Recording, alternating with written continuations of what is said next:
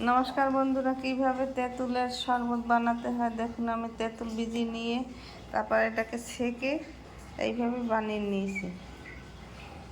এখন এতে লবণ দিয়ে দিলাম 1 চামচ,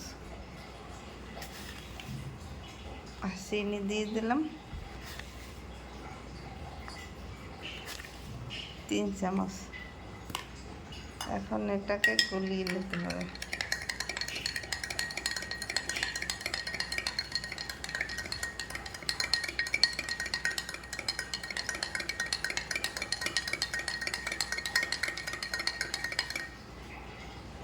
আমার তেঁতুলের শরবত রেডি হয়ে গেছে। এইভাবে আপনারা ঘরে বানিয়ে খেতে পারেন। তেঁতুলের শরবত খেতে অনেক সুস্বাদু লাগবে।